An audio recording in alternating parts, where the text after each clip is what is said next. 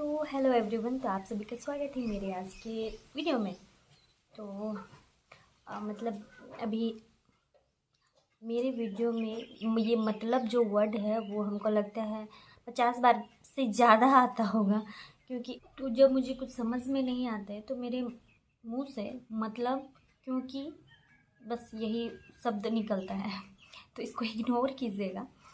तो मतलब कल वीडियो हम नहीं डाले थे क्योंकि थोड़ा सा बिज़ी थे और इतना धूप भी है कि हमको कहीं बाहर जाने का मन भी नहीं करता है। और हम सोचे कि एक दिन बाद एक दिन अगर वीडियो मतलब जैसे कंटेंट हमको मतलब आएगा दिमाग में वैसे हम बनाते जाएंगे, या तो रेगुलर डालेंगे या तो एक दिन बाद एक दिन। तो ठीक है, तो आज के वीडियो को शुरुआत करते हैं। तो आज के वीडियो में मैं बताऊंगी आप लोगों को, क्योंकि बहुत सारे लोगों का यही प्रश्न है कि पीएचडी करने में कितना खर्चा होता है, जितना स्कॉलरशिप मिलता है वो पूरा खर्चा होता है या बचता भी है।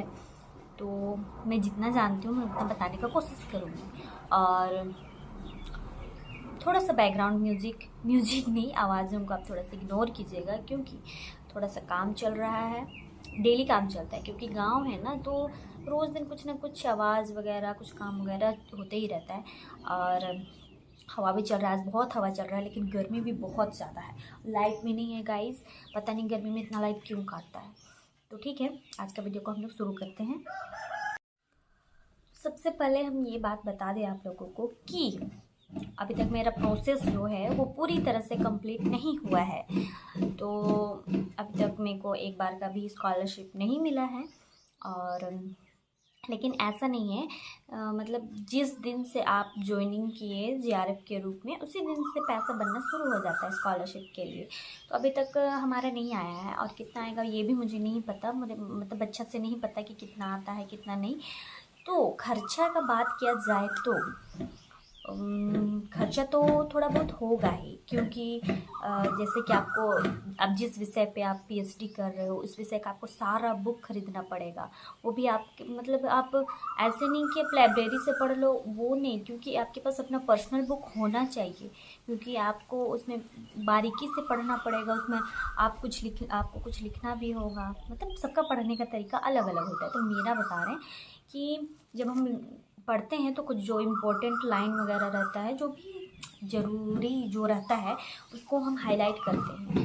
तो ऐसे लाइब्रेरी से अगर हम बुक लेते हैं तो उसमें तो ऐसा कुछ लिखा पढ़ी हम नहीं कर सकते हैं। तो इसी वजह से सबसे पहले तो आपके पास सारा बुक होना चाहिए, और उसके साथ में ही आपको उनसे जुड़ी जो भी आलोचना की गई उनकी रचनाओं पर जितनी भी आलोचना की गई है वे सभी पुस्तकें भी आपको खरीदनी पड़ेगी।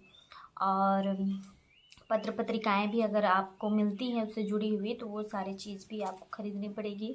तो इन सब चीज़ों में थोड़ा बहुत खर्चा, थोड़ा बहुत नहीं ज़्यादा ही खर्चा हो जाता है। तो अभी एक ही बार से हम नहीं खरीदते हैं, मेरा बात किया जाए तो अभी हम कुछ बहुत खरीदे हैं और ऑनलाइन मंगाए हैं। अब तो गाइज़ कपड़ा ऑनलाइन मंगाने से ज़्यादा मैं अब पुस्तक मंगाने लगी हूँ। तो थोड़ा सा जीवन में हेर फेर हो चुका है अभी से ही, अभी बहुत कुछ बाकी है। तो इन सब चीज़ों में तो खर्चा होगा ही, साथ ही आपको जब मतलब आप जब लिखते हो, थीसिस लिखना शुरू करते हो, तो आपको सबसे पहले उसको लिखना है कॉपी में लिखने के बाद उसको टाइपिंग कराना है। टाइपिंग करा के आप उसको गाइड को दिखाओगे। गाइड अगर उसको मतलब ओके कह देते हैं कि सब सही है तो ठीक है, नहीं तो अगर उसमें कुछ गलतियां हैं, आपसे हो जाती है कुछ गलतियां, या कुछ शब्द ही जो ऐसे कुछ शब्द भी होते हैं कभी कभी हम लिखते लिखते गलत हो ही जाता है, तो फिर उसको काट दिया जाएगा, फिर आपको नए से टाइपिंग कराया जाएगा। तो सारा चीज़ जो है वो अच्छे से टाइपिंग होना चाहिए। इस सब चीज़ों में टाइपिंग कराने में भी बहुत ज़्यादा खर्चा होता है गाइस, क्योंकि टाइपिंग कराने में तो अलग खर्चा होता है, उसके बाद उस टाइपिंग को फिर आपको निकलवाना पड़ेगा प्रिंट आउट, उसमें अलग खर्चा होता है। तो ये सब चीज़ें हैं जो आपको खर्चा करना पड़ेगा। तो इसीलिए मतलब ऐसी ही सरकार नहीं दे देता है कि जीआरएफ लोगों को इतना ज़्यादा पैसा नहीं दे देता है, क्योंकि खर्चा होता है गाइस। तो आप लोग अंदाज़ा लगा लीजिए कि कितना खर्चा होगा। और आपको यहाँ वहाँ डेली आना जाना, हमको भी उतना अच्छे से मालूम नहीं है अभी तक, क्योंकि अभी तक अभी शुरुआत ही है। सिनॉप्सिस बनाने तक में ही अभी थोड़ा बहुत खर्चा हो चुका है। तो हम कितना हुआ है वो तो नहीं बता सकते हैं, क्योंकि वो आप पर डिपेंड करता है कि आप कितना पेज का सिनॉप्सिस बनाते हो, आप कितनी गलतियाँ करते हो। तो वो सब चीज़ आप पे डिपेंड करता है। जितना गलती करोगे उतना बार बार आपको प्रिंट आउट निकलवाना पड़ेगा, और जितना पेज जाएगा टाइपिंग करने में उतना चार्जेस बढ़ता हुआ जाएगा। तो इसीलिए आप लोग मतलब जब कीजिएगा तो आपको खुद ही पता चल जाएगा कि कितना खर्चा होता है, हम नहीं बता सकते हैं। और हाँ, अभी मतलब बहुत सारे लोग ये भी पूछ रहे हैं कि कितना पैसा मिलता है, ये भी हमको नहीं पता कि कितना मिलता है, पता नहीं। मैं एक बात पहले कह देना चाहती हूँ गाइस कि आज हमको बोलने में बहुत ज़्यादा दिक्कत हो रहा है। हम क्या बोल रहे हैं और मुंह से क्या निकल जा रहा है, तो ये सब चीज़ों को इग्नोर कीजिएगा। हम जो इन्फॉर्मेशन दे रहे हैं बस उसको ध्यान में रखिएगा, तो ठीक है। तो अब की बार से जो भी मेरा वीडियो देखें वो ये ना पूछेंगे कितना खर्चा होता है, क्योंकि सही मायने में मेरे को भी नहीं पता कि कितना खर्चा होता है, ठीक है। और किसी ने मुझसे ये प्रश्न पूछा था कि ये जो सिनॉप्सिस तैयार किया जाता है, तो ये सिनॉप्सिस अलग होता है और पीएचडी करने के लिए जो थीसिस रहता है वो अलग होता है, ऐसे उनका प्रश्न था। तो मैं बता देना चाहती हूँ कि ये जो है सिनॉप्सिस को हिंदी में शोध प्रारूप कहा जाता है। प्रारूप मतलब कि रूपरेखा तैयार करना, जो जैसे कि कोई किताब है उससे पहले का जो भी भाग रहता है उससे पता चलता है कि किताब के अंदर में और कितने मतलब क्या क्या चीज़ है, तो वही चीज़ है ये सिनॉप्सिस, उसी को कहा जाता है। तो सिनॉप्सिस जिस विषय पे आप बनाओगे उसी विषय पे आपको पीएचडी करना होगा। ऐसा नहीं कि दोनों से अलग अलग नहीं होता है, क्योंकि जो विषय आपका रहेगा सिनॉप्सिस का वो अभी, पहले तो ऐसा नहीं होता था, अभी शोध गंगोत्री में अपलोड हो जाता है, और वो अपलोड हो जाने के बाद आपका विषय चेंज कभी नहीं होगा। आपको पीएचडी उसी विषय पे करना होगा किसी भी हालत में। इसीलिए सोच समझ के विषय का चुनाव कीजिए।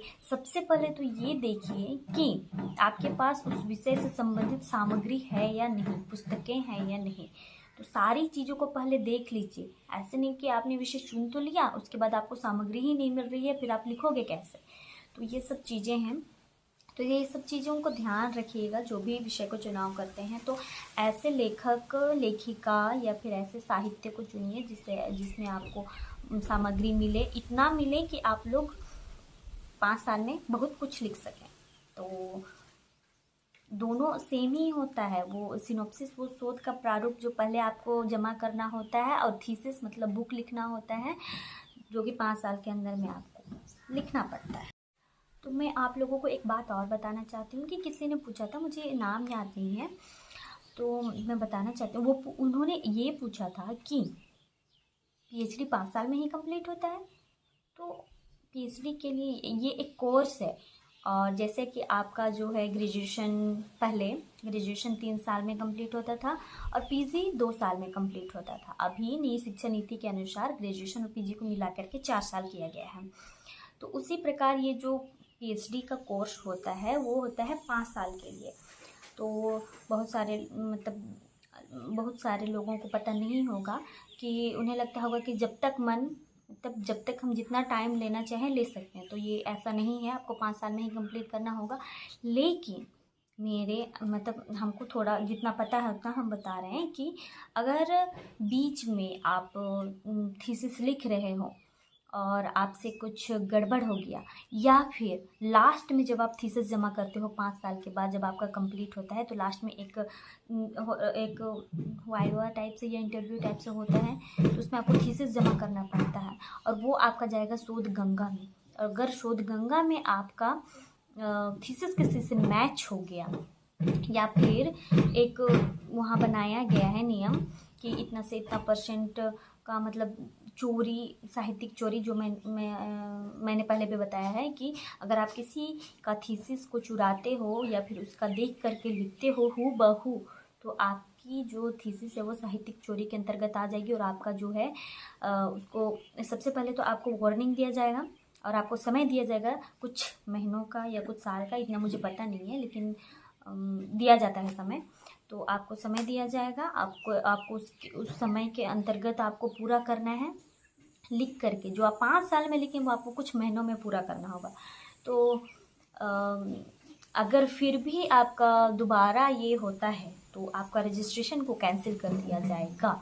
तो इन सब चीज़ों को आप ध्यान में रखिए कि पहले होता था कि इतना ज़्यादा भारतवर्ष में इतना ज़्यादा यूनिवर्सिटीज़ है, तो उसमें से किसी का भी थीसिस उठा के हम लिख देते थे। तो पहले ये था कि ऑनलाइन नहीं अपलोड होता था, अब ऑनलाइन अपलोड होता है। इस वजह से जो भी चोरी आप कीजिएगा तो वो पकड़ लिया जाएगा मतलब। तो इस चीज़ को ध्यान से रखिए। तो जब आप खुद से लिखोगे, अपने मन से लिखोगे, किसी का कॉपी नहीं करोगे, तो आपको वो चीज़ याद रहेगी कि आपने क्या क्या लिखा है। और जब वाइवा होगा तो आपको उतना टेंशन लेने की ज़रूरत नहीं है, क्योंकि आपने जो लिखा है आपसे वही पूछा जाएगा। तो ठीक है। और भी किसी को अगर कुछ पूछना है, फिर भी इतना बताने के बाद भी अगर किसी के मन में कुछ कन्फ्यूज़न है तो वो आप मेरे से पूछ सकते हैं। लेकिन मुझे भी उतनी जानकारी नहीं है गाइस। मैंने जैसे कि पिछले वीडियो में कहा था कि मैं भी सीख रही हूँ, अभी कुछ पता चल रहा है। जैसे जैसे पता चल रहा है मैं आप लोगों को बताती जाऊँगी। मुझे भी जानकारी उतनी नहीं है, जितनी भी है मैं आप लोगों को बता देती हूँ। तो बहुत सारे लोग भी बोल रहे हैं कि आप क्लासेस लीजिए, मतलब कि यूजीसी नेट से संबंधित आप क्लास मतलब ये करवाइए। तो उसके लिए मैंने बार बार कहा है कि उसके लिए एक मेरे को सेपरेट रूम चाहिए, मेरे को एक स्टूडियो टाइप तैयार करना पड़ेगा।